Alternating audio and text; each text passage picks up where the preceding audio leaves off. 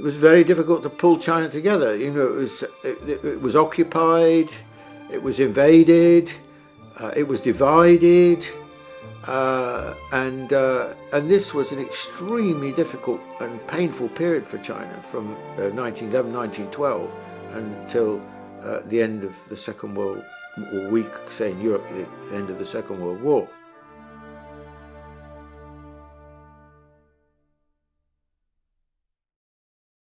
What is remarkable, really, is that what emerges as really the answer to this very difficult problem that China faced, and the Chinese Communist Party found the way to do it.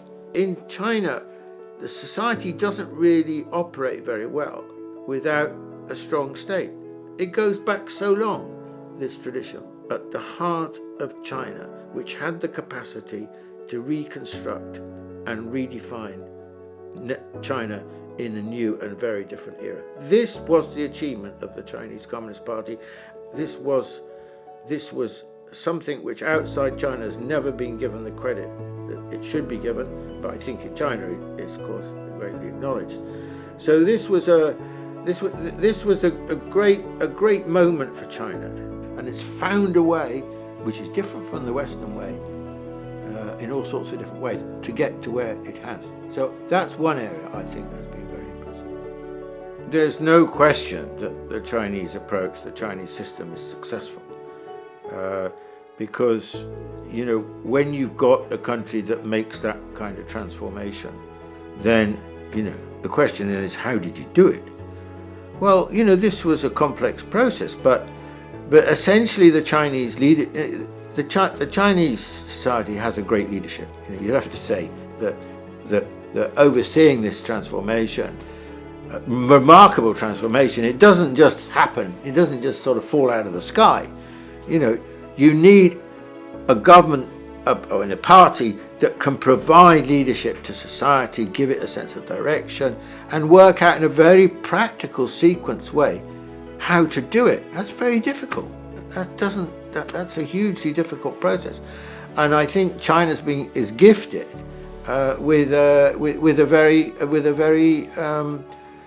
remarkable leadership. I would say also this is an historical feature of China. I mean, you know, it goes back a long time. It's in the sort of tradition, the genes, if you like, of China, that statecraft is part of what China is very, very good at.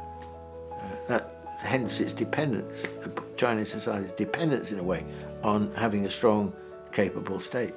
So I think that we shouldn't be surprised then that when China begins to feel confident and strong enough to provide suggestions about how the world might be better and the kind of contribution it could make, that actually China is very interesting and has come up with some very interesting proposals in relationship to this. I mean, the first was probably the Asian Infrastructure Investment Bank, the AIB, and then on a much grander scale, I mean, the Belt and Road.